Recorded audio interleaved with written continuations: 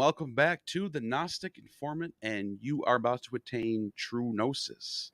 And I'm Professor John Dominic Crossan, Dom, who likes to be called by. Yes. And but I just wanted to give you throw that title out there because you are a very well-known theologian. I mean, you have a Britannica page. Like not many people have a Britannica page. That's like I didn't even know that.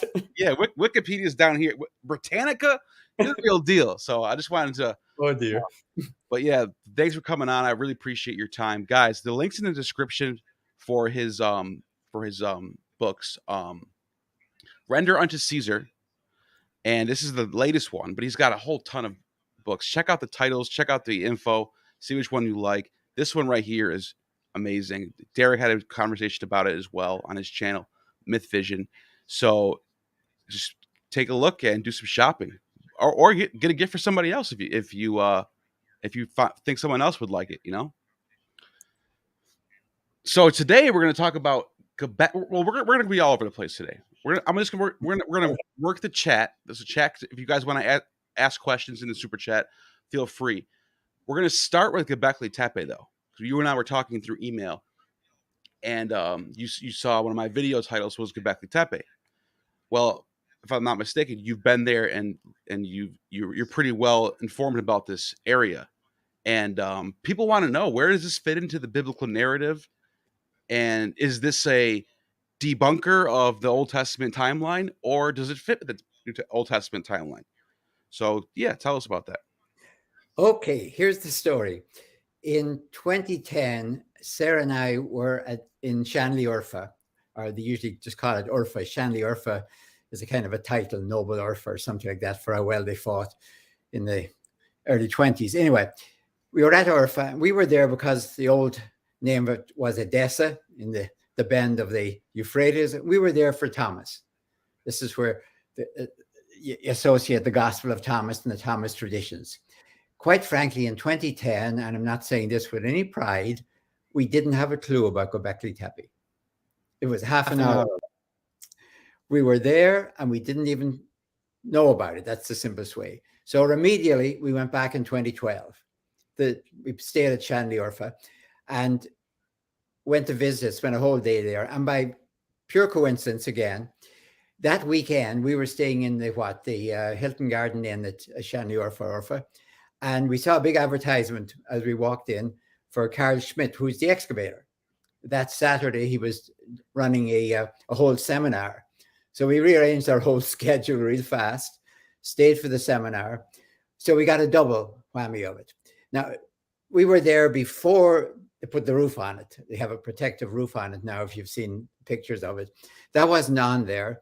In fact, the archaeologists were working, and we were able to walk down into the site carefully and all the rest of it, and wow, at their invitation. But I don't want to make it sound like we know anything more about what was going on beyond what we learned from that seminar. This was all new, because the old theory would be something like this. People eventually founded cities, and when they founded cities, I'm caricaturing it a little bit, they found a lot of time on their hands, so they kind of invented religion because they were bored. That's caricaturing it, but you know what I mean. Yeah. Like the real stuff was there first, and so we have nothing else to do. Now, here we have a shrine, let me call it this, a shrine, a religious Stonehenge, if you will, of extremely advanced Neolithic, what do I call them, pillars. And it looks like they're really making them kind of look like human beings. I think that's the best way to explain it, especially when you see the other ones in the museum at Shanley Urfa, that this is at least a kind of a gesture towards something. Now, I put that with question marks. In fact, put question marks over everything about this, except that it's over 9,000 years old, wow, which means, according to the theory, it shouldn't be there. Right. You shouldn't have that before you have a city. Right. And then we have a palace, then we put up a temple. You shouldn't have a temple when you're dealing with hunter-gatherers. And these are etched in really well. That's some really high level artwork right there. Yes, it is. Yes, it is. I mean, I'm thinking of, the ones that you see at Newgrange and places in Ireland like that. I mean, they're doing spirals and things like that. Yep. But we ain't reproducing clearly distinguishable animals. And most of the animals are not nice domestic types. They all have a bit of an edge, the animals. So the major issue is this, and this is what sets the whole thing up. Hunter-gatherers must have been able to come together. You can think of it now however you want, an annual meeting or whatever. But there was people who stayed there to do this, and somebody was supporting them. The guys are out there with their chisels and doing this. You presume the whole advanced thing beforehand. It didn't just like they happened to be there and somebody got a chisel and started going.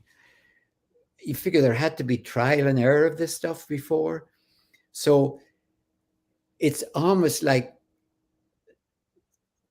the Stone Age came first. This should be the Neolithic, the new Stone Age, and they're supposed to be busy in the process of settling down in cities and inventing civilization for better or for worse. And all of that was fine. And now we have this clearly religious site with no evidence of long-term dwellings around it in any way, shape, or form. Now, can you say, well, they're all in tents and the tents are gone, sort of. Yeah. And it's on a hill. Tepe is a Turkish word for a site. And I think Gobekli, as far as I remember, is like a belly, like a rounded hill or something like that. So now, if I look at that from the Old Testament, does it debunk it? No, it's in one sense, it's bigger than the Old Testament. It's older than anything in the Old Testament. But from my point of view, say in a book like How to Read the Bible and Still Be a Christian, which I look at the whole, I don't call it Old Testament, New Testament. I took let me call it the Christian Bible for want of any other name, and say, supposing I read straight through that from Genesis to Revelation, didn't bother breaking it down Old Testament, I just read it straight through. It's kind of the records, spiritual records of a people, and, with all their vicissitudes and adventures. How would I see the whole thing like that? Well, now, clearly, they start, if you bother to do all the count, which people in the 1600s did because they had too much time in their hand, they figured this out, all starting around 6,000 years ago. And nowhere in the Bible does it say we're starting in the year X or anything. But sure, if you add up all the stuff and have nothing else to do, some people have came up at the exact time on a Sunday in month so and so and so and so. Like 4004 BC, I think it is. Oh, exactly. And then they'll bring it down to Sunday at sunset, that simply proves the theologians in the early 1600s, when they were busy killing the king, had too much time on their hands. But I think this is the important thing. The people who were putting together the Bible, when they started their story, they started it in the Neolithic agricultural revolution. That's what I think was on their mind. Whether they thought there was anything much before that, in one sense, they are absurdly wrong. Of course, we're talking about 13.8 billion years, a little bit more than 4,000 or 6,000 back. But in one sense, they were absolutely right. We're still doing cost accounting on the Neolithic age and life in cities and everything else.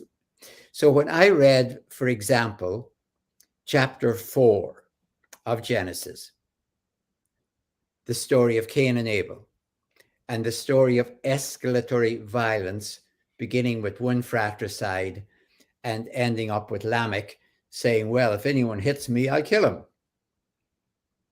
I've already done it. So you insult me, I kill you. This is like the experience of the desert blood feud, where you kill one of my tribe, like we kill 4 of yours, you come back with 10, we come back with 20. It's a spiral. So what I got in Genesis 4 was a short history, and I'm not saying this now metaphorically, a short history of the Neolithic age. It begins off when the farmer kills the herder. And that's exactly what you find in the Sumerian texts, which are the models for Genesis 4, that the the brother gods. They're gods in the Sumerian text, but they're brothers. And the farmer god, well, in the Sumerian text, they kind of negotiated, but opposes the herding god. And that's basically what the agricultural revolution is, the Neolithic revolution. It's that herding and gathering is kind of pushed to the side in favor of the farmer. And in the biblical tradition, the farmer kills the herder. Cain, the farmer, and he's a brother, of course, too, but they're human brothers, kills the herder. That's the beginning of, dare I use the word, human civilization in the Neolithic age. Right. Except that Genesis 4, what I really only noticed that the first time sin is used in the Bible is when Cain is contemplating killing Abel. And God tells him, sorry? No, I was going to say, it's such a fascinating story because you got this tiller of the land. Yeah.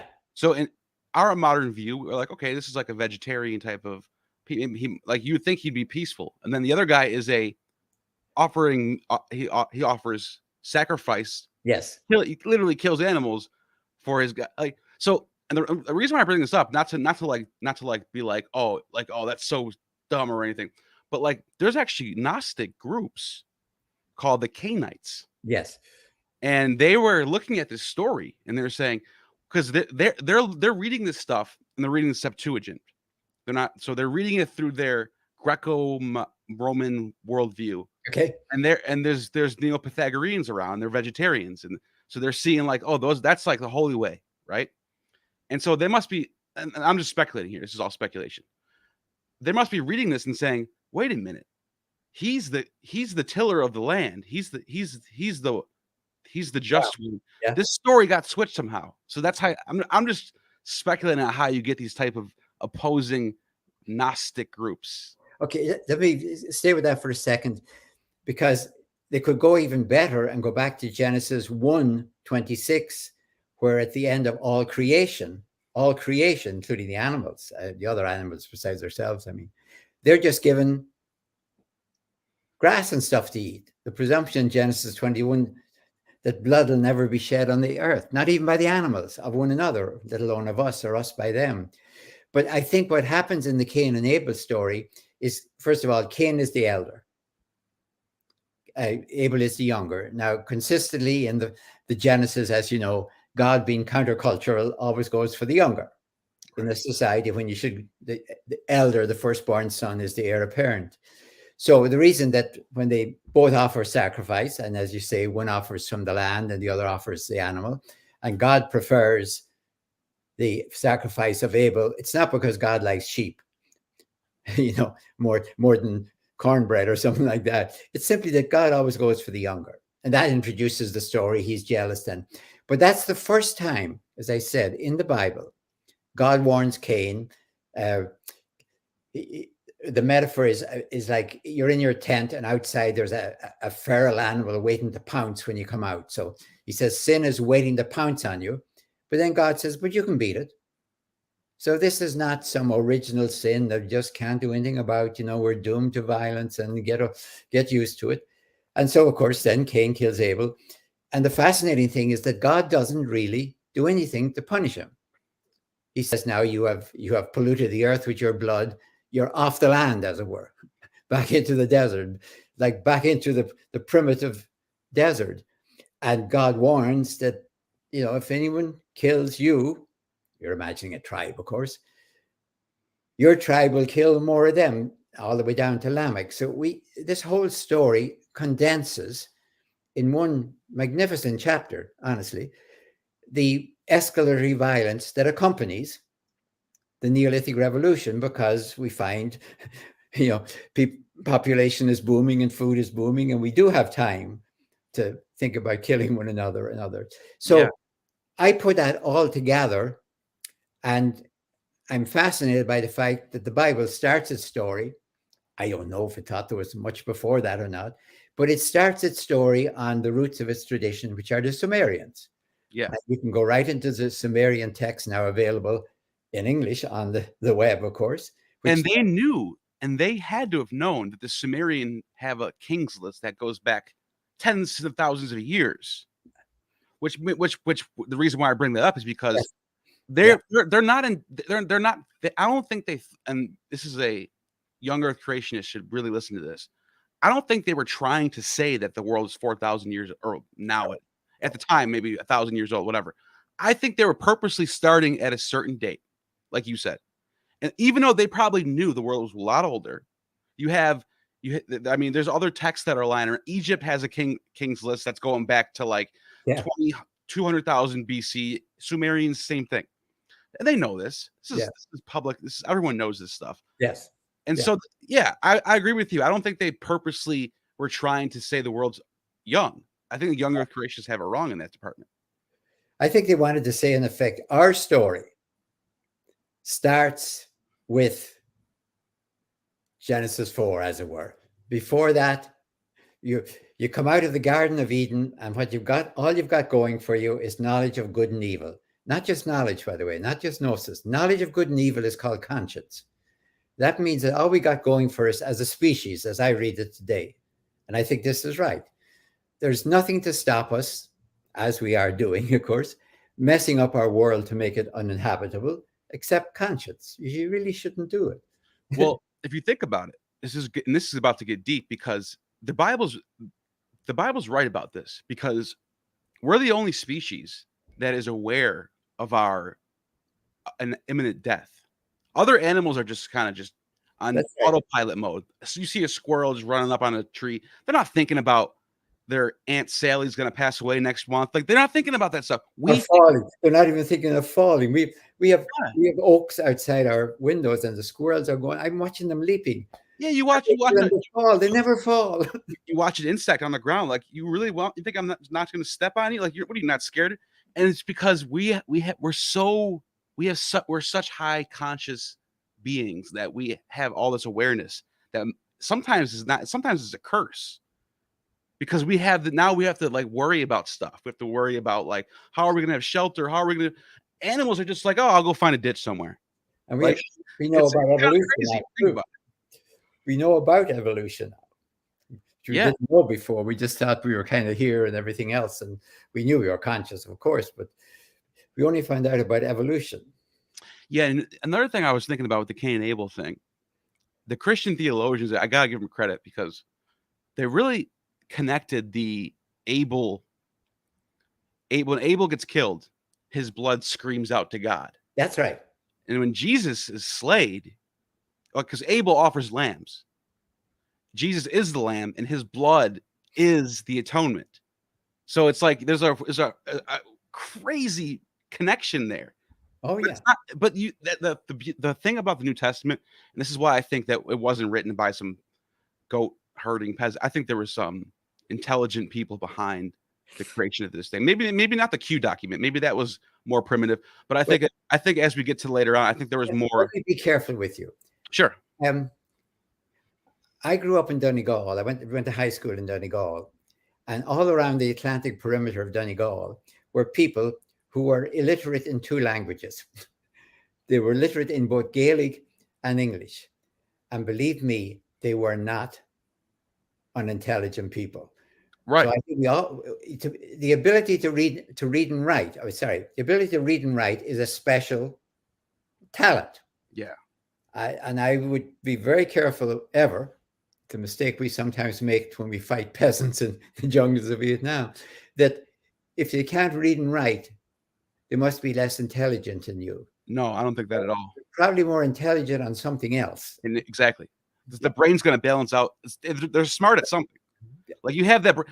Humans all have the same brain capacity. We're all Homo sapiens. We all have that Homo sapien brain. So, like, you're just going to be better at something else. That's what it is. But thank you, by the way, for starting with Gobekli Tepe, because that really lets us take a good look at what was going on 9,000 plus years ago. Yeah. Well, and that's the thing. I think that they're correct in the sense for starting off the world in the timeline of civilization. Because, like, civilization really does kind of start with 4,035 Sumeria. If you start about the 10,000 years ago, if you look at the Fertile Crescent, the foothills of the mountains that ring the desert there, we call it the Fertile Crescent. It's especially in those foothills that people were able to domesticate cereals first, and then domesticate at least the smaller animals, the sheep, the goat, the pig. They were able to domesticate those. And that's really what started it, really. Yeah. Oh, I just saw a super chat. It was a really good question. I normally don't skip the line, but this is just such a good question, and it relates to what we're talking about. Yakuvi Itzraim says, any idea if this was an ancient priesthood that was neutral to tribes?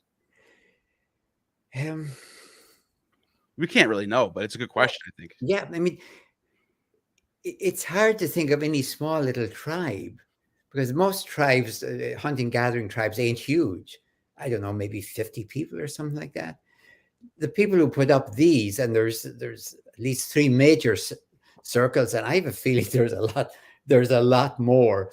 The trouble with this site is that they're going to have to spend even more money preserving it than they are digging it, and that's what's happening with a lot of sites in Turkey. Costs you, I'm making it up, let's say it costs you $1 million to excavate it, and then you're going to spend 5 putting some kind of a cover over to protect what you've got, and it has to be one that is not going to rot and rust. But yeah, I mean, I think it would be quite likely that there would be some group that was pan-tribal, could I use that word? That the tribes, which tribes do tend to gather, because generally speaking, they have to marry somebody, and usually you should be marrying outside the tribe.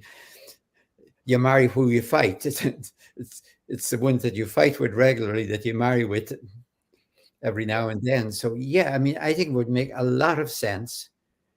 And the people who had the knowledge of how to do this would be probably revered, because it takes a huge amount of knowledge to put these things up and not have them fall over and everything else. Yeah. You can see today when they're digging them out and they're kind of holding them up so they don't fall over. Well, they had to do all that stuff once upon a time too. I mean, that involves math and geometry. Like math and geometry and the orientation of these and the circles, whether the circles work together in some kind of a, and of course, we're with circles, like the ancient Celtic ones. And so there is a huge amount of knowledge.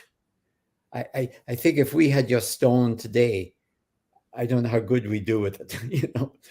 Yeah. We're good as long as we have the chips and everything else. Yeah, this is a very good question. I think it would be the hypothesis to test, definitely. If it's a pan-tribal alliance of some type. Yeah, and you know what's crazy is the location is very close to Mount Ararat. Yeah, it's right up there on the apex. Yeah, of tribal. Like that's just probably just like one of those things that you got to look at and you got to be like, okay, give them credit there. It's pretty close. We were the same. I've forgotten when it was though. We went to see Mount Ararat and went up to the top. There was a kind of a little tiny proto museum up there, if I could use that word, on top of it. But what struck me was the same day nearby, I've forgotten exactly how close, there was a site where a meteor had hit the earth. In other words, a great big hole. Right. So you could stand there looking at the hole, and on the horizon, not the horizon, but just in the distance was Mount Ararat. And I was thinking, well, if it ever happens, I'm not betting on water. I'm betting on fire, because the meteor wasn't water. The meteor was hot. Wow. Yeah. And that might have been like, you're not just and accidentally, you might have just figured out how what could have been a flood there. Because if a meteor hits right next to the Black Sea, there's going to be floods, right? I mean, I'm not an expert in this, but I'm just saying, like, if you want to compare, for example, those two great proto-civilizations of Egypt and Mesopotamia, let me use abroad, the main difference you're going to see is if you're in Egypt, what terrifies you is the water won't come.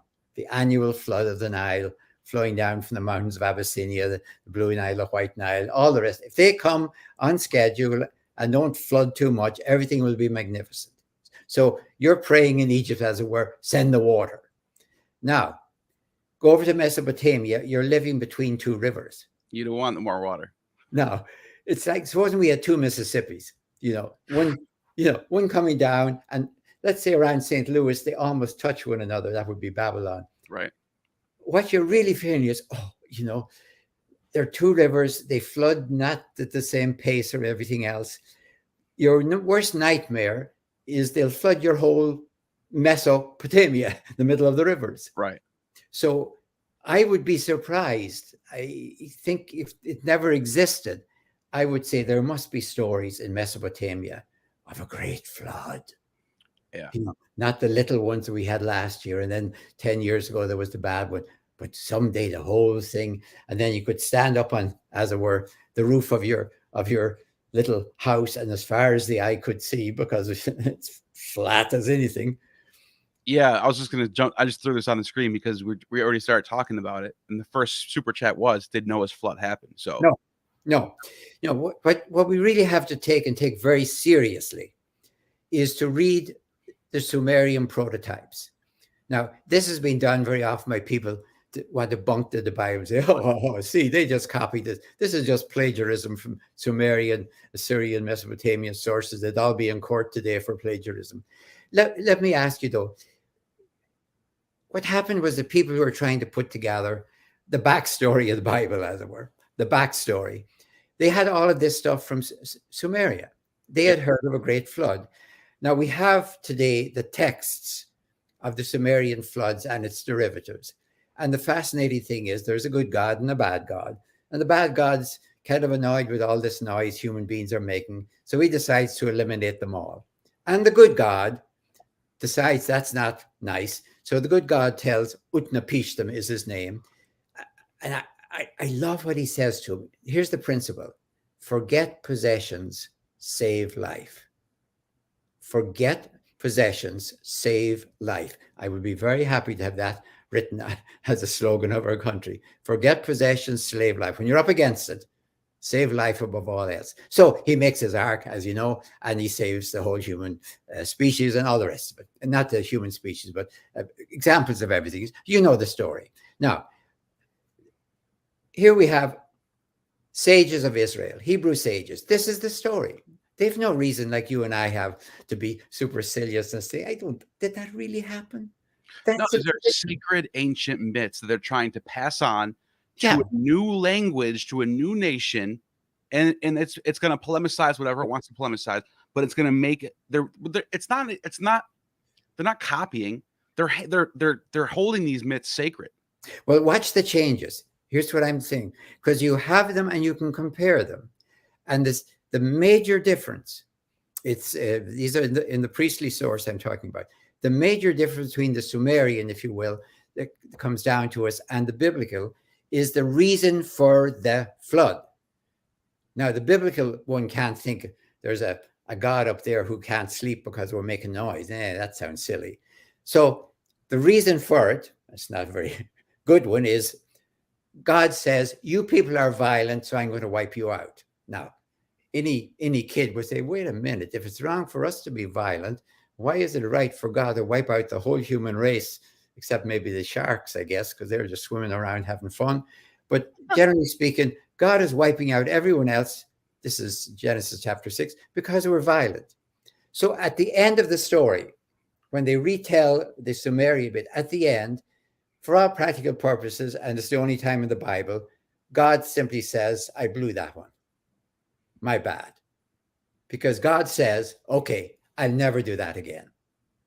He doesn't say, if you people get violent again, flood number 2 is coming. God says, I will never do that again. And I'll put in the rainbow as my symbol of my vow. I never do it again. But when God says, I'll never do that again, like when you and I say it, it probably means maybe I shouldn't have done it in the first place. Or at the most, I'm glad I did it once, but I'll never do it again. So what you get from God in chapter 9 of Genesis in the biblical tradition is, this is bad. I shouldn't have done that. So what the Bible does, it takes a story This is the story we've always been told, and we've no reason to think it. Changes the reason for it, changes the effect afterwards, and gives you the story. That's basically what the Bible does in chapter, at least I'd say 2 to 11. Chapter 1 is written when the whole Bible is put together as kind of its prologue.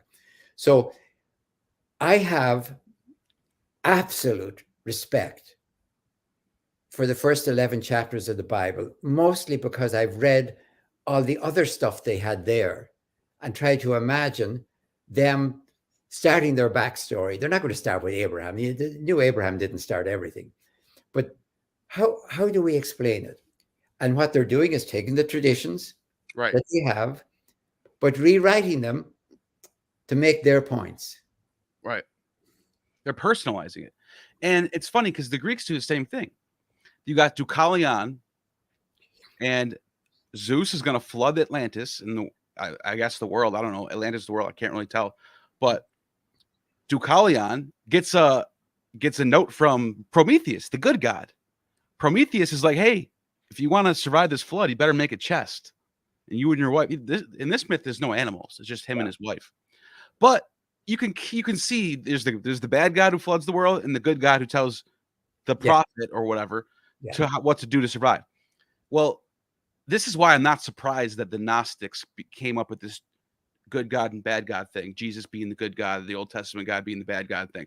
Because they're already like, this is through their Greco-Roman lens. They're already seeing the world this way. And I think that that just gets passed on through the Hittites or whatever. And that's how they get their myths. But you got to admit these Jewish sages who put together the Old Testament, they just had a different approach, and it's really well done. I got, people like to say, oh, it's so dumb, every page it contradicts the page before it. It's like you're reading it, you're not reading it with the right intentions, if that's what you think, because it really is a beautiful thing because it's of how it is an identity of a nation. It's culture. Yeah, it's actually, for at least one tradition, it's our spiritual constitution, messy as it is, as all constitutions are. There's one thing I'm going to say, though. The question is still up there. No, Noah's flood never happened. Neither did Utnapishtim's flood happen. There never was a flood that drowned out all the animals except the couples in the ark or anyone else. And besides, all the fish would do fine. I mean, the sardines would be perfectly happy. Their problem is sharks, not floods. So in any case, learn to appreciate the power of a metaphor. And if you don't appreciate a metaphor, stay out of Shakespeare and don't touch the Bible. Yeah, and it's like, how would the animals get from Turkey to Australia without leaving any trace of remains? Yeah. Like you would have skeletons all the way to Australia, and how do they swim across the ocean? So it's literally impossible. But and the reason why I said that, not to poke fun, the reason why I said it is because when you have this honest approach, it's a lot more like, I have a newfound love for reading the Bible now that I don't take it literally. I used to be a Christian literalist fundamentalist. That was me. Now I actually have more of a I like it more now than I did before. It's a lot more important, I think, because it's the story of our history. It's a piece of humanity, of civilization. And it's not, and I don't have to look at it and say, oh, this has to be true, but I can look at it in a different way and say, okay, it reflects the human condition in so many ways. This story says this story says that. It's a library. It's what it is. Yeah. It's kind of a shame that when all the Sumerian texts and everything else was found, they were used immediately almost to debunk the Bible. Right. And then you had people rebunking it by saying, well, they're all myths. They're all myths. What we have over here now is the exact history. They have myth. We have history. That's double bunk, actually. Right. Yeah. Because a myth is the basis for your reality. Yeah, right. It really means your reality as a story. And they were living on this. I mean, they had to live in the tradition. Okay, God once almost destroyed the world. but God will never do it again. Okay. That means, as I would read it today, what about us though? We now have the possibility that they could only dream about, that nobody could obviously destroy the world except God. And since God had created it, that would be rather tacky. That would be presuming another mistake. It's like, calling the car back to the factory or something, which means you made a mistake. So basically then, what about us though? Can we destroy the world? Now that was an absurd question. In the biblical times, of course, the answer was no way. But now you and I know that we can do it atomically, biologically, chemically, demographically, environmentally. And what am I? I'm just up to E, right? A, B, C, D, E. We already know how to do it 5 different ways, if I'm counting right. We're really good at this. I mean, when it comes to endangering the world, we've been at it for a long time. Yeah, that's a good point. So Derek from Myth Vision has a super chat.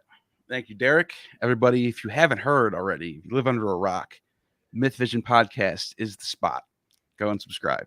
I'm sure 90% of you already are, but there's probably a couple stragglers who aren't, and go over there and subscribe. He says, was there really an empty tomb? Or is this a common mythological trope for divinized men? Love you all. Hit that like, friends. So now we're in the New Testament. No, yes, and love you back. No, you have to understand the background for a moment.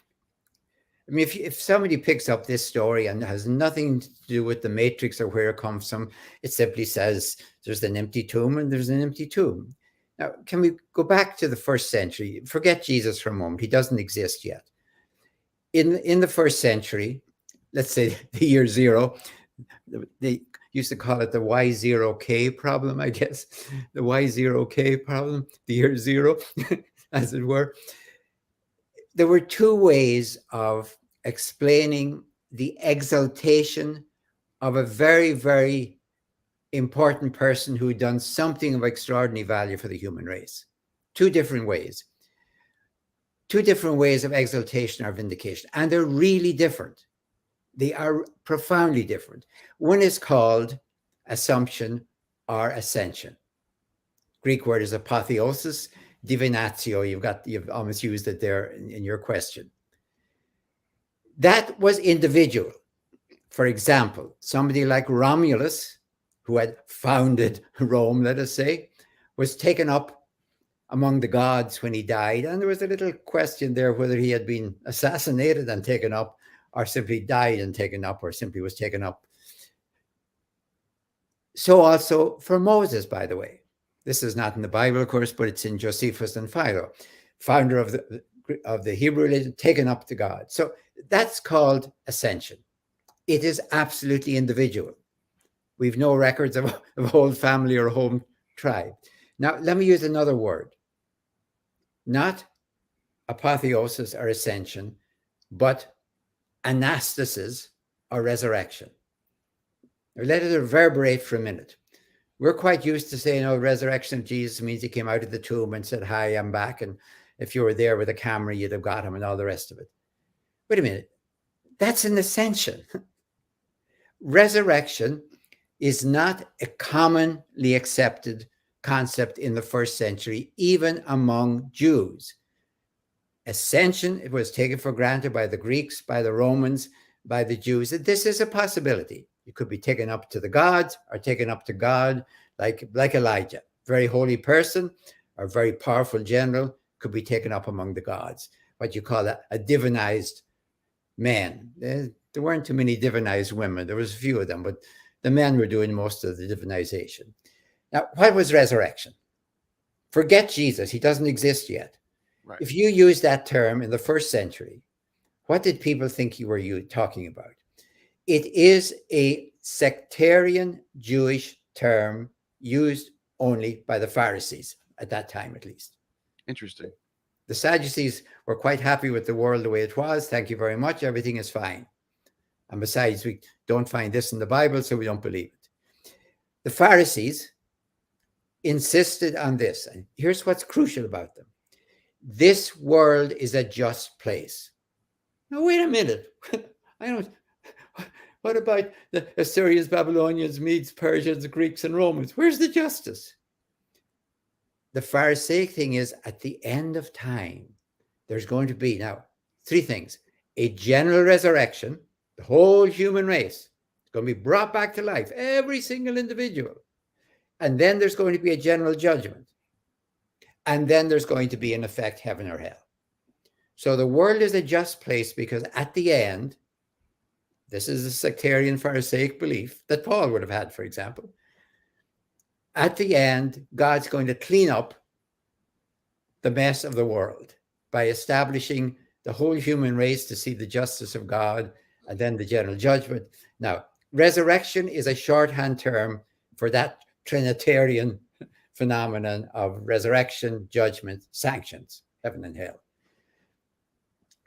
Now, do I for a single second believe that's going to happen? Of course not.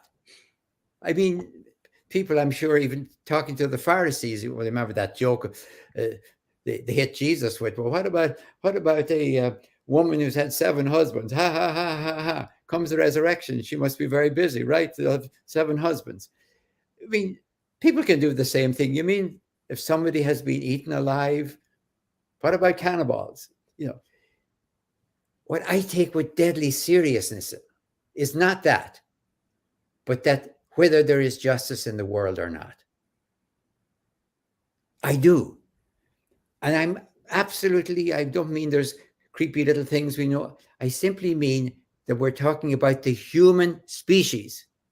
Yeah, somebody over here may get away with it. A bad person who gets away with it. Somebody over here, a good person, and it seems that they were in an accident. Yeah, I know all of that stuff. But it seems to me that right now in our world, we can look at what we've done to the world by assisting global warming to do so fast. And every single one of us, including myself, even though we don't do this, we don't do that. The human species is what we're asking about. Is there going to be like a great big judgment of the human species? Not in any literal sense. But supposing, for example, we found out through our own fault that we are no longer in a sustainable world, either through violence or through what we did to the environment. Right. Suppose we found that out. That would mean now that the trajectory of the human species, all back to far back as you want to go, 70,000 years ago when we came out of Africa and sort of declared war on the world, that means we've been a failure. As a species, we are an endangered species and we have destroyed ourselves. So whether there is a judgment on our species, and I really am not trying to pull God into the back door, and please, I'm not. I'm trying to take evolution with deadly seriousness. That the question is not whether oil is sustainable, but whether our species is sustainable. Please remember, 70,000 years ago, Homo sapiens, our individual species, it's ironic that we are called sapiens, which means wise, because it's not that clear, came out of Africa, and it would be fair to say, I think, we declared war on the world. We started on the environment, and we started on other species, and we started on ourselves. Now, whether we can sustain such a species in a world is an open question. And so I am asking us, whatever religion, whether you're a theist, an atheist, a monotheist, a polytheist, this God, that God, please think of evolution. Because evolution for me is kind of like gravity. I don't think it matters anything whether you believe it or not. If you go up to a 50-story building and step off, you're going to die. And it's not that God hits you with the pavement as a punishment. And that's going to happen to polytheists, atheists. Evolution is there. It's not a matter of belief. It's a matter of, I don't know, if you want to say acceptance, I suppose. I don't know what I think. It's pretty clear. Yeah. It's given. It's a given. You can certainly refuse it. You can certainly say I don't believe in gravity and act accordingly, and then what happens. It's a consequence. It's not a punishment. So what I'm really after is resurrection. So to declare, as Paul does, by the way, that this great big general resurrection at the end of time, he calls it the anastasis nekron, the resurrection of the dead, begins with Jesus. What the heck does that mean? That the general resurrection begins with Jesus? Well, I think what it means for me is that Jesus lived a programmatic life of nonviolent resistance and was executed for it, fairly enough from the Roman point of view. That's what we do with people who create turmoil among the people. We know he's not armed. We know he's not an armed rebel. Otherwise there'd be 12 crosses up there. But we execute the leader. That's what we do with nonviolent groups. We execute their leader to teach them a lesson. So that inaugural act of injustice haunts our civilization, not as Christians. I'm not talking about that at all. I'm talking about violence and nonviolence, violent resistance, nonviolent resistance as the archetype to solve that problem that goes back, as we talked before, to Cain and Abel. And whether we as a species, since we are so good at improving everything, whether our steady improvements on the instruments of violence, I don't think we're getting more evil. I just think we're getting more dangerous. Sorry, go on. No, you made some really good points, and that's like, if you want to look at judgment in the senses, like you said, like let's say we do wake up one day in a post-apocalyptic world because of nukes or something, like Russia sends a nuke or something, I don't know, something happens. That, in a sense, if you actually look at it, that's judgment. It's a sense, it's a type of judgment on the behavior that we as a collective world have created. Now, the question, I'm sure a lot of people watching this right now are probably thinking, how do you get this message into churches? Because most of these real fundamentalist American Baptist churches, they don't want to hear this. This world is something to hate. This world is no good. We're going to get out of this world.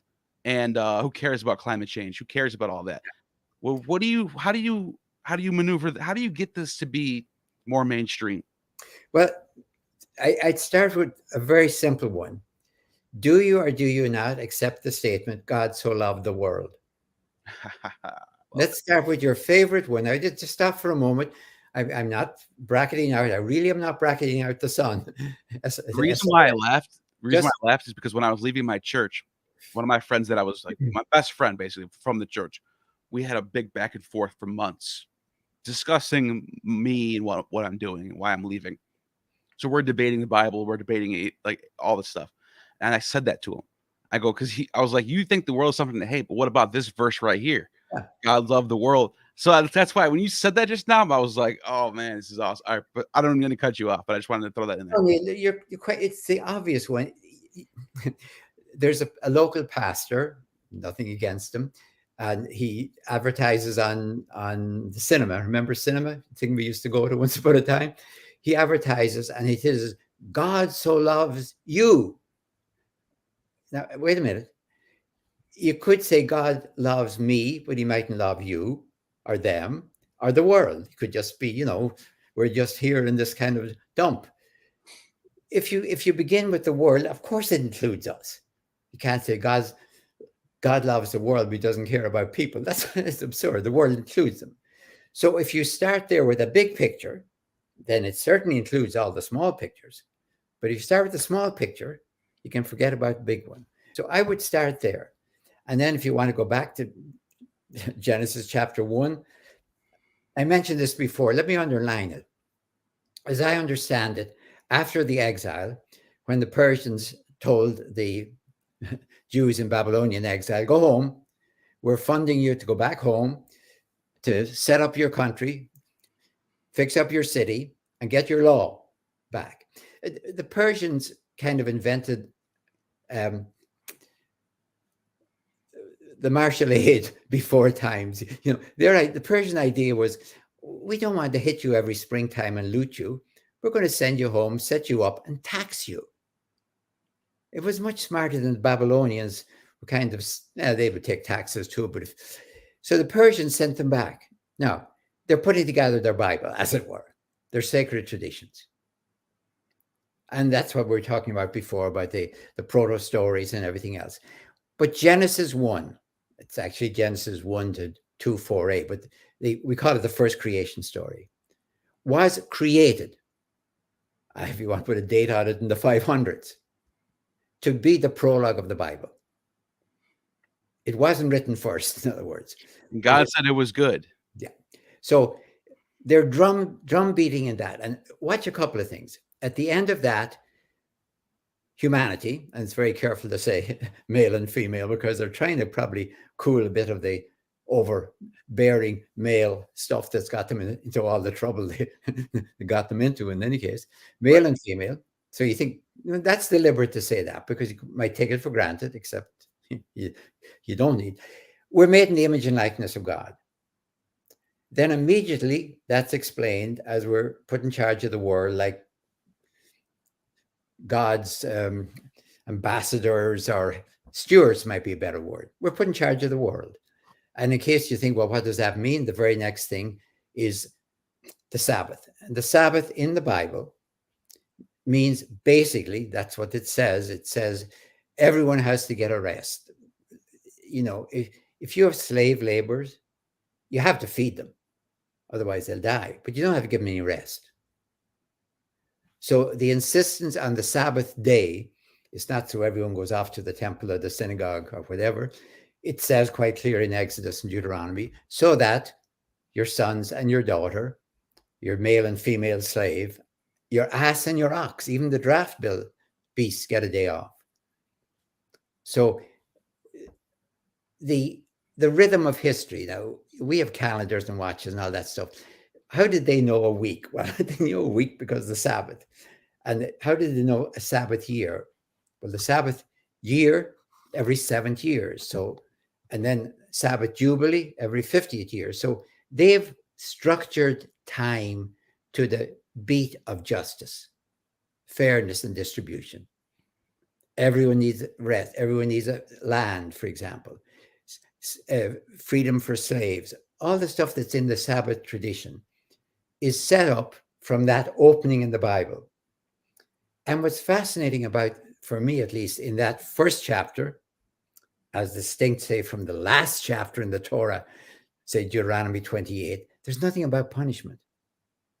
Say, excuse me, God, supposing I don't want this image and likeness, or refuse to accept it, or refuse to abide by it, or won't cooperate, you going to punish me?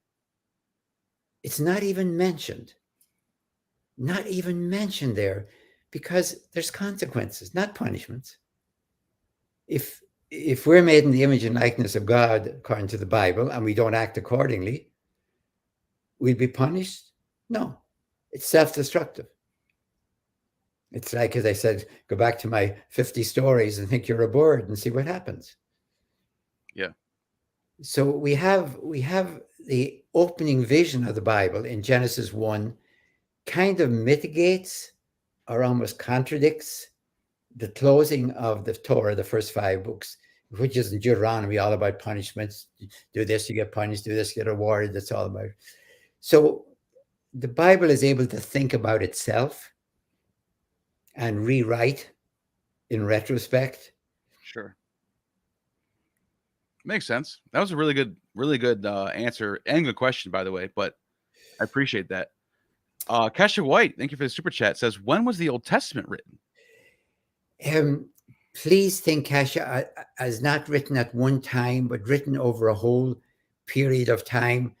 For example, the Torah became really the constitution for Israel. And then under the prophets, that was widened out to the whole world. Well, if God is a God of distributive justice for us and cares that everyone gets a fair share of the land, does God not care about the rest of the world? So it's a progressive writing. But I think if you want to put a date on it, when it was assembled, like when all the traditions were put together, I think it's especially in the crisis after the Babylonian exile is over, and the Persians, as I said, have sent them back to reconstitute their country. Persia, that was their foreign policy. They were doing that with all sorts of conquered countries, conquered by the Assyrians and Babylonians, putting them back on their feet so they could be taxed. I mean, they weren't just nice people, but okay, they were nicer than the Babylonians, because I would much prefer to be taxed than to be looted. If the government hit you every springtime with an army and took all your stuff, I'd sooner kind of negotiate for X% of it at least. So that's what the Persians did. That's when the Bible had to be assembled, it had to be put together. And of course, there's all sorts of outliers. Well, will we only hold on to everything that's written in Hebrew? What about some of the stuff that's written in Greek? Could we keep that? There's no reason why the first book of Maccabees isn't in the Hebrew Bible, except it was written in Greek. I mean, that's your criterion, fine. But it's not that the other stuff that's left out is unimportant, even for your own history. So think of it as being together, and you'd have to say the same kesher for the New Testament. When was it written? Slowly, piece by piece, it was written. Paul's letters say first, then the Gospels. And eventually, I'm going to put a 350, let us say, sometime between 325 and 375, it was pretty much said, okay, this is it. Right. Maybe we talked about that before, that's out. It was closed. It's what you call a closed canon. And then after that, of course, there's only interpretation and application. I wonder why, because you hear this story that Josephus gives us about the Greek Old Testament, or the Septuagint being constructed by 12 or 72 rabbis that put in different rooms. I wonder why they only translated the first 5 books. I wonder why they didn't go for like the prophets. Do you know anything about that or no? Oh, they did. They did for sure. I mean, they did. Okay. I mean, what was going on was in Egypt, you had the most vibrant, mostly Greek speaking, especially for the elites, right, in the whole Jewish world. That the diaspora spread, of course, west and east. Polymakis was living there too at the time. Yeah, we're trying to think mostly of the west because that's the way Paul went. He kept going west. Yep. If there hadn't been that huge rebellion in 115, 117 all across North Africa, at the end of that, Judaism in Egypt was dead.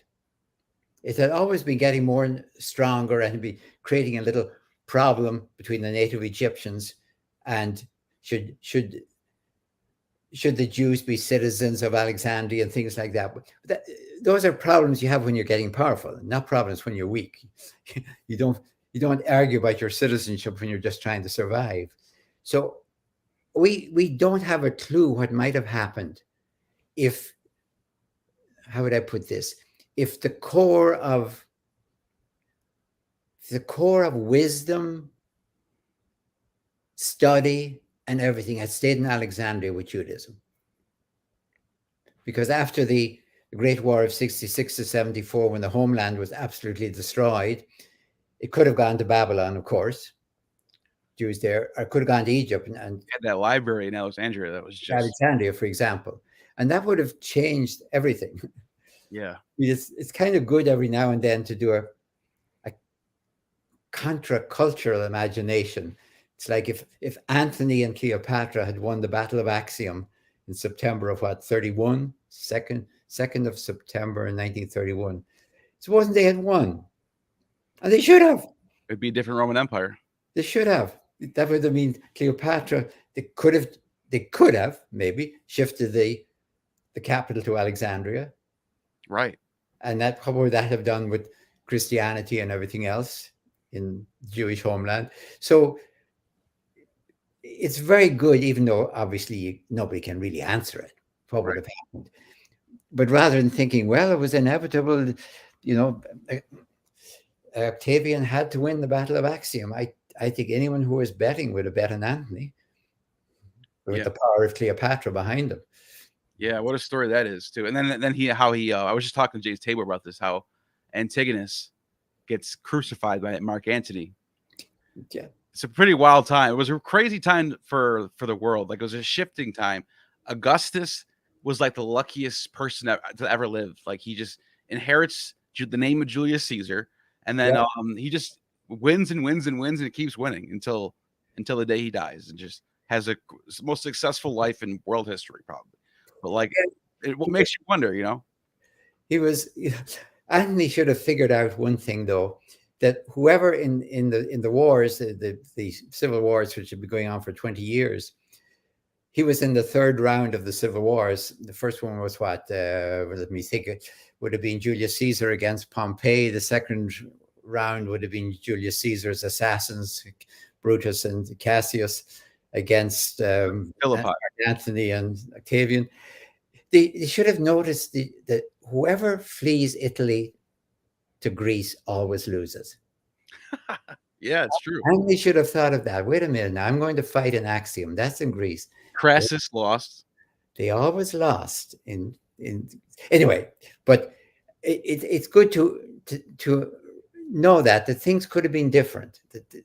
That certain things happened and they didn't have to have happened, and things could have been very, very different. But the point is, we had the Greek Septuagint and the Greek translations. So when you get to the New Testament, no matter what you say, there's not a single thing in there in Aramaic or Hebrew. And the Greek they're using most of is the Greek of the New Testament. Right. We have the Septuagint, or one of the equivalents. So there's a huge transition. Now, no way could Christianity have spread if they were all talking Hebrew. Right. No, I mean, just no. And you know, I just thought of something too. Augustus actually has an effect on the New Testament, because when the Battle of Philippi, that was a Macedonian city named after Philip of Macedon, obviously. Yeah. But after that battle, Augustus turned that city into a Roman stronghold for retired vets. Yes. So now you have Paul writing letters to people, one of them to the Philippians, and he's talking to these retired vets. He even says in there, greet the household of Caesar, because that's probably where they, and that brings another question. Is that what that means? Yeah, I mean, the Roman strategy was really smart. For example, after Axiom, we've just been talking about, Augustus, well, let's call him Augustus, he was Octavian. Augustus had already minted the coins on the presumption he was going to win. I mean, and he had enough coinage to pay off his soldiers and Antony's soldiers. And then they had these coins, and he replaced these coins. That's an earlier. That's a Brutus. No, that's what he replaced those coins. He replaced those coins. Yeah, right, exactly. And they're beautiful. They're beautiful coins. But this idea of settling your troops, and that's Julius Caesar. Julius Caesar going up among the gods. Yeah. The comet was supposed to be him. See, can I read that one? Oh, okay. Let me pull it back up. You're reading around it. Divio son. Divi, son of God. Divi Filius. F for Filius.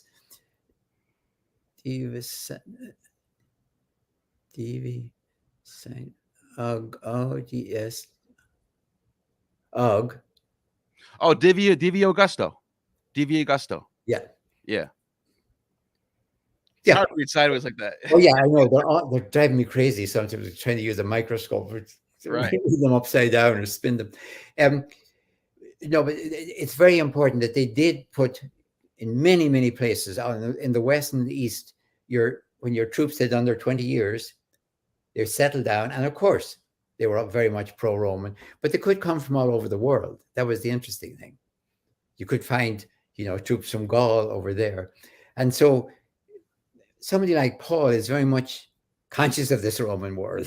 He can't not to be, not only because of traveling in it, but the people he's meeting. Yeah, so that's good. That's a good. Your answers are too good. We're just like, you're crushing it. So I'm just kidding, but that was a great answer. Let me see Torres. I'll read it for you. Didn't the Sumerian Mesopotamians lay the basis for the Judaic Bible? I always thought they just turned all the gods into one and changed the story. Jorge, I don't think it was as simple as that, to be honest with you. I think how would I put it? The belief in one God is there, and you can see it operational in the Torah.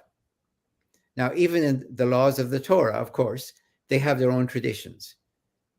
They didn't start from scratch any more than if you imagined, as it were, the pilgrims getting off the boat here in the 1600s. They're carrying a huge amount of baggage with them, you know. So they knew these stories, and these stories were still around. And probably when they were in the Babylonian exile, which is when the elites were taken into Babylon that we talked about, they would have met the descendant stories of the Sumerians. They weren't probably reading Sumerian or anything, but they'd have got them from the Mesopotamians. So they knew these, and they were there when they were putting together their Bible as well. So I think it's more like a clash of cultures than it is they simply said, they read all this stuff and they said, let's get rid of the gods, get one, and change the stories. So there is a driving force behind each one. And yes, they are very much influenced by this. That's why I insist on the word matrix rather than background or context, because matrix is all the stuff you have to know what's going on. Right. All the stuff that people at that time would know to know what's going on, and that we mightn't take for granted. How would we know about the Sumerian civilization before they dug it up? And I'm talking about the late 1800s. I think they were gone. I don't even know if we even knew about them. They were gone completely until we dug it up. And that was just the good luck that they wrote on clay tablets. And if you burn down a library filled with clay tablets, you just bake them better. You really do. And they're almost indestructible. If you take a hammer to a clay tablet, you get fragments, of course. Yeah. But it's awful hard to get dust. You really have to work at it awfully hard.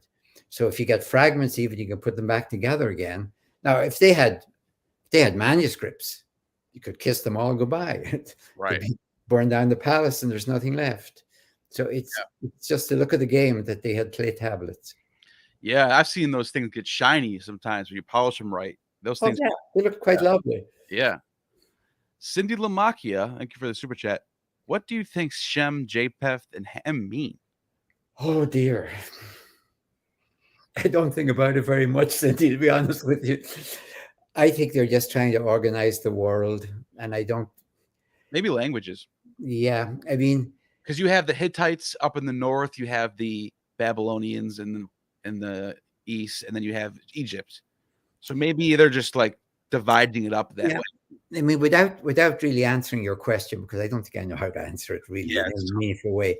Think of the fact that Israel is located on the Levantine coast of the Mediterranean.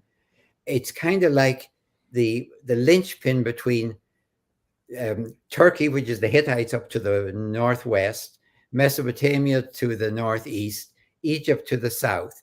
It's like, the three great continents of Europe, Africa, and Asia kind of all meet there. So I think an awareness of that may be well behind it. When you find these threes, I think what we have to remember, and they should remember, is there's only one race, the human race. It might be different colors and different languages by all means, of course, hundreds of them. And maybe if you want to do it by color, always seems to me so silly why we got so bothered by color. I know we are and we can't ignore it, but we never got that excited about hairdo. Right. Red hairs in Ireland, red hair in Ireland, blondes in Scandinavia. We never tried to decide which is superior. But somehow or other, we're almost fated to work with color. Yeah, I think that's the wrong way to interpret that. I think it's more about language. Yeah, that's my guess. Difference of languages and maybe of regions too. Maybe regional language. Yeah, I think that's how they're doing it. The next one is from Jason, but I know he had a reform in the bottom. I saw him reform the question. By the way, guys, if you become a member, it's really a lot easier to see your comments. So, not to try to sneak a sales pitch on you, but I always see Jason's comments because he's a member. So here it is. Better formation of the super chat question. Importance of the Jewish novel, Josephus and Asenath. and influence on the gospel writers? Please, again, I'm going to ask you to leave that as an open question. I've never studied Joseph and Asenath, and I would be very surprised if there isn't all sorts of influences you could find. I don't know. That's the simple answer. I would say, however, please understand one thing we do know, that Matthew and Luke copied Mark, and that possibly John. So the biggest thing we have to think about the gospel writers is this: why on earth doesn't Matthew and Luke have their own story about the execution of Jesus? You would really think, or the resurrection for that matter, you think this is really important stuff. So, they must got that down right away. The first thing they knew was what happened to Jesus. And then you find out in the 70s, Mark writes a story, and it's a good story. You could imagine filming Mark. It's a good story about what happens. It fits in very well with everything. And Matthew and Luke, when they come to write their gospels, they can, of course, jizz it up and do all sorts of changes, but the consensus of scholarship is they're just copying Mark and adding something in a way that if they did it today, they'd be in court for plagiarism. And then again, it's possible, it's very controversial, but I think it is correct, that John does not have a story either.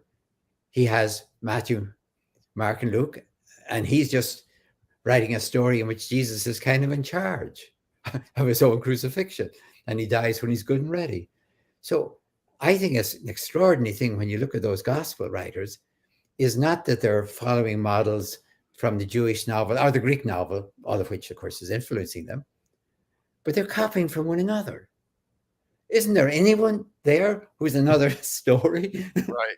That's a good question. I would have thought that Mark would have his story, and then over here there'd be Matthew, a different oral tradition by all means, and maybe different influential psalms, but that they all have it.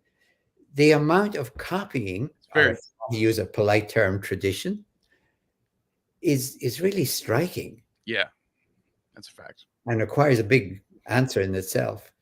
Yeah, that's a good point. Vesper says, thank you for the super chat, Vesper.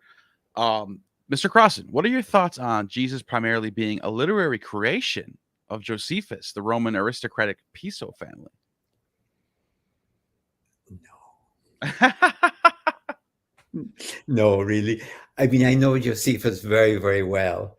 And he does mention Jesus, as you know, twice, but I don't think so. Well, for that to be true, we'd have to say Paul's writings didn't happen yet, because Paul's already mentioning Paul's. Yeah. Let me give you an example of why I kind of know that. You're liable to say, well, how the heck do you know that? What I try to do, for example, if I'm looking at the life of Jesus, I try, in my mind at least, to bracket Jesus in the New Testament. Let's say his life begins, let's say in Mark's gospel, he goes out and he brings in these fishers, and he seems to have moved over headquarters, if you will, from Nazareth inland over to Capernaum by the lake, and he calls these fishers. Now, I know that stuff. I kind of leave that aside for a moment and say, okay, could I reconstruct from Josephus, basically, and archaeology, the most complete description I can find of what Antipas is doing in the 20s? Now, I'm doing that, of course, because that's when Jesus is about, but forget that for a moment. Supposing I didn't know, and I was just kind of interested in Antipas because I think he's an interesting guy. He rules for, 43 years, so he must have had something going for him. What I find out is that he's moved his headquarters from inland Sepphoris to Tiberias on the lake, just like Jesus moves from Nazareth to Capernaum. And now I have to ask myself, why does he move his capital city, since that'll infuriate everyone? Moving your capital, if I'm a high aristocrat in the court, what am I going to do with my used villa on Sepphoris I'm trying to sell? I'm really mad at having to move 20 miles east. Anyway, I find out the best explanation is he's over there to commercialize the lake and take over the fishes. He's learned how to multiply the loaves in the beautiful valleys around Sepphoris. Now he's going to commercialize the lake and get with the Roman system. So all of a sudden, two things click. I now understand why Jesus is going after fishers. These are the ones who really are ripe, if you will, to be told this is not right. What Rome is doing and what Antipas is doing locally as part of the Roman system of Mediterranean globalization is not right. He has traction, in other words, for his movement. And a movement without traction is like a rocking chair. A lot of movement, no progress. So it's actually the matrix of its own time and place and how well Jesus fits into that makes absolute sense to me. If it didn't, it could really be what you're saying, is that they're making up this story like a great big parable about a guy called Jesus who, like the Good Samaritan, just never existed, but it's a parable about Jesus. But if they're making it up in the 70s and 80s, I'm going to smell the 70s and 80s from it because I've spent so much time in Josephus and other sources. So the question is, does Jesus fit into the matrix of his own time and place? And when he doesn't, then that's somebody writing about him years later. Nothing wrong with that, by the way. Absolutely not. I have absolute respect for Mark. Right. He's writing in the 70s. Yeah. Yeah, for that to be true, there just has to be so many things overturned. And it just becomes, the probability is so low because you have to have all these things fall in place. You're basically just putting puzzle pieces in that don't fit. It's kind of like a conspiracy theory. No, by definition, it kind of is. And it's like saying Jesus was crucified on the grassy knoll. Remember the grassy knoll? Yeah, but it actually technically, definitely, by definition, is a conspiracy theory. It's a theory that there's a conspiracy to make a fake Jesus. It literally is a conspiracy theory. And I think the history is much more interesting. It really is. Yeah. I don't think I could spend my life working on a conspiracy theory. I think I'd have figured that out by the first 10 years and figured, okay, I'm moving over to something more interesting. This is just. And if that's the case, there should be some evidence. There should be there should be people contesting. Hey, I lived there in that time. Yeah. Somebody in the 90s or something in their old age, a Pharisee or something. I don't remember it. I lived in Sepphoris my whole life. I don't ever met Jesus. In fact, instead, you get the opposite. Yeah. In the Talmud later on, you get stories of a Jesus who was real. Yeah. Whether that is reflective of who we think he is, maybe they got some things wrong. They think his dad's a Roman soldier. Whatever. The fact is, they think there was a guy. That's what I'm getting at. And there's one more super chat. All right, we'll take one more then. Yeah.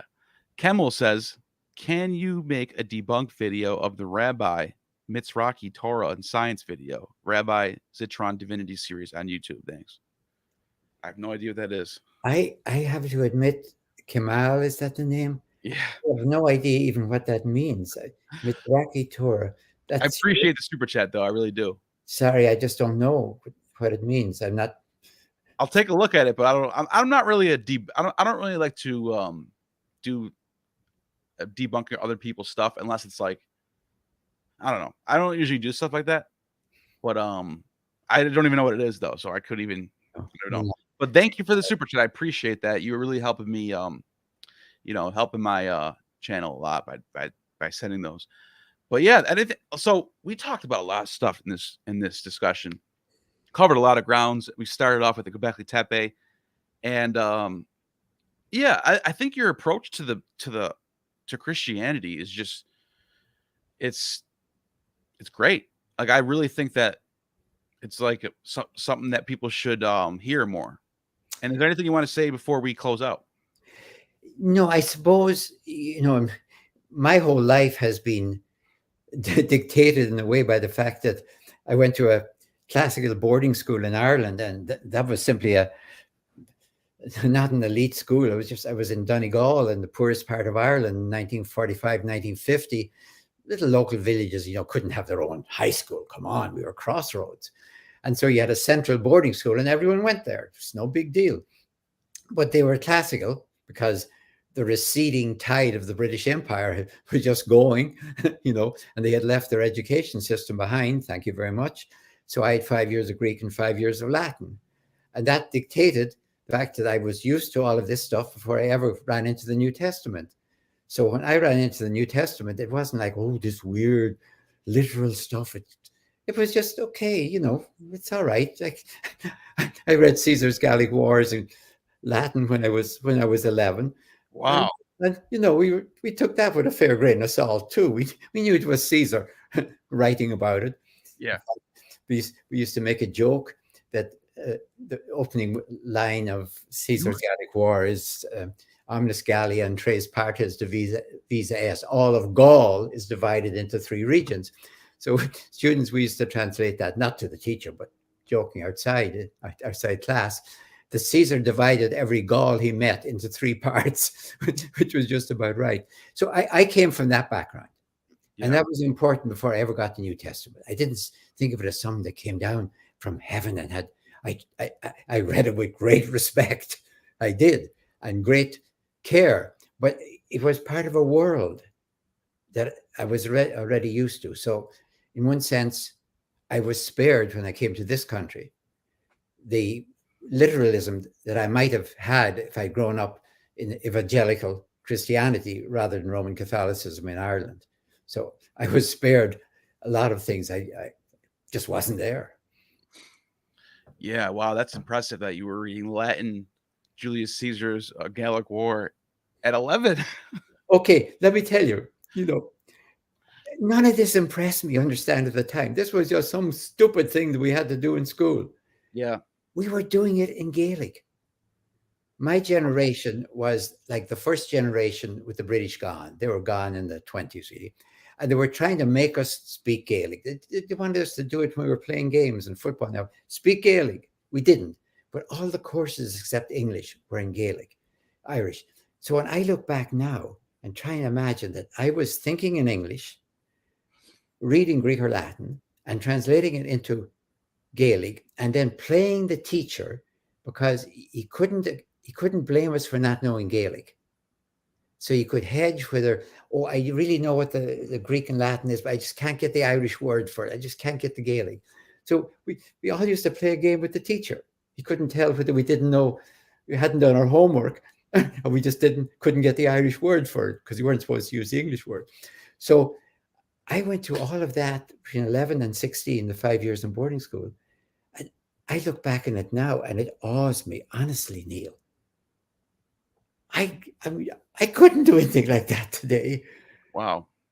I mean, you know, but when you're a kid in school and this is just the stupid thing they're making you do, and I didn't even know it was stupid. It was just what everyone else was doing. So, but I didn't know how it was preparing me, to be honest, as I look back now for my whole life. Wow, that's interesting. Yeah, so the book, guys, Render Unto Caesar. Sorry, excuse me. It's on Amazon for Audible. By the way, who did you read it for Audible or something? No, it's read by, I think his name is, Derek Parker. I'm pretty certain it's Derek, but I think it's Parker. He's a beautiful British voice. I didn't obviously buy it in Audible, but there's a little speaker down there so you can listen to about 5 minutes of him reading. I did it just to listen to him. Nice. He's a joy to listen to. So he's like a voice actor? Yeah, he would be. Exactly. He's British, yeah. I think. Even better. So yeah, that even tells you it's even better. It's very polished. It's like Downton Abbey. Yeah, that's awesome. So guys, check that out. The link's in the description. Check it out. It's worth it. It's a great book, especially what we talked about today. It ties into all this stuff.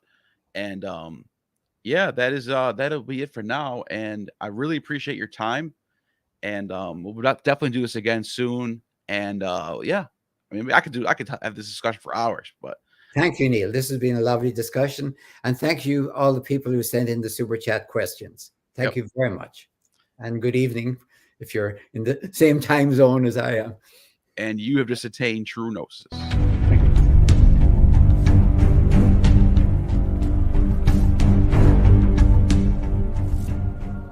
You have just attained true gnosis. The demiurge has no power over you.